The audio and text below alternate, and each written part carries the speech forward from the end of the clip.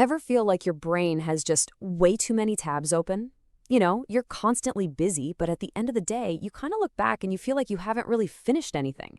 Well, today we're going to dig into an ancient martial arts concept that might just be the perfect antidote to our modern scattered minds. Just think about it for a second. That tiny little gap of time between putting one screen down and picking up the next one. For most of us, let's be honest, that gap doesn't even exist. It's just an immediate, almost unconscious switch. So you hit send on that really big, important email. What's your next move? Do you take a breath, or do you immediately click over to the next thing on your to-do list? Or even worse, you flip over to a social media feed. This constant rushing, that is the real core of the problem we're talking about. And the thing is, this isn't just some personal failing on your part. It's become a collective habit. We've somehow built this entire culture around the idea that just being busy is the same thing as being productive. But it's really, really not. This habit of constant starting but never truly finishing is basically leaking our mental energy all day long.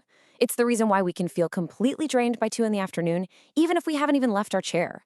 We're creating a life of these jagged, unfinished interruptions, not a smooth, focused flow. So, what's the solution? Well, it comes from Japanese martial arts, specifically from archery, and it's a concept called Zanshin. Zanshin, it literally means remaining mind. But what does that actually mean for us? Well, Zanshin is the art of the follow-through. It's the practice of keeping your mind focused on the action you just completed, even after it's technically over. It's all about finishing with intention. This image is just so powerful, isn't it? The master archer releases the arrow, but the pose isn't broken. They don't immediately reach for the next arrow or start celebrating. They just stay completely present, watching the arrow's entire journey, all the way to the target.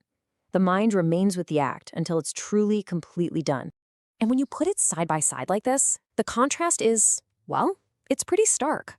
You've got the archer's focused grace versus our modern chaos. We hit send, and our mind has already jumped to the next distraction. We finish a meeting, and we're instantly scrolling. We have no Zanshin.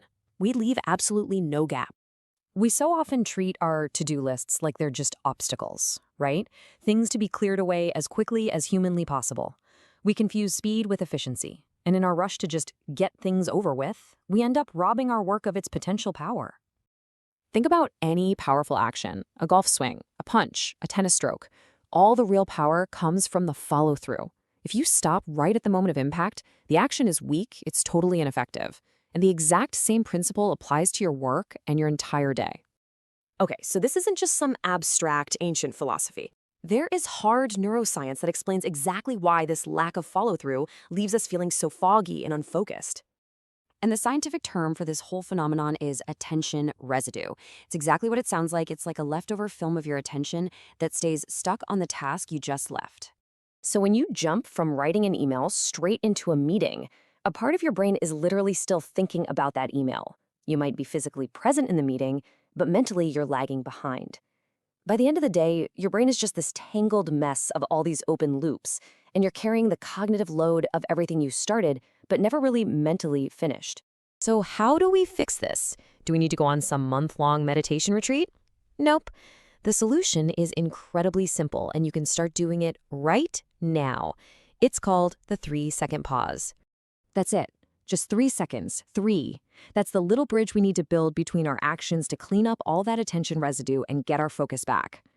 Okay, so here's how it works. When you finish a task, like sending that email, instead of immediately opening a new tab, just take your hands off the keyboard and consciously count to 3. 1, 2, 3. In that pause, you're signaling to your brain, hey, we're done with this. We can let it go now. Then, and only then, do you move on. Try it when you park your car. Turn off the engine and just sit there for 3 seconds before you open the door. This simple pause is so much more than just a productivity hack. It's really the gateway to a deeper philosophical shift. It's about more than just getting things done. It's about respect. When you practice Zanshin, you are honoring your own time and your own effort. You're basically saying what I just did mattered.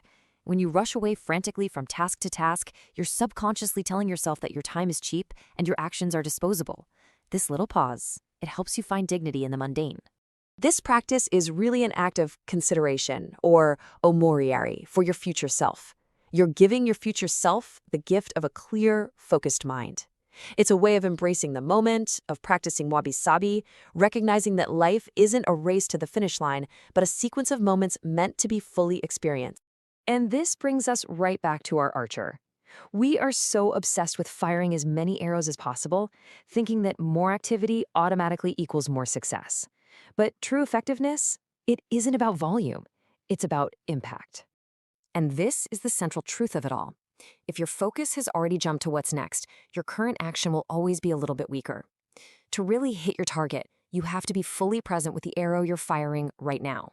So as you go about the rest of your day, I want you to ask yourself this question. Are you just going through the motions, just firing off tasks without any thought or follow-through? Or are you practicing Zanshin, honoring each action, watching the arrow land, and actually truly hitting your target? The choice is yours, and it all starts with a simple 3-second pause.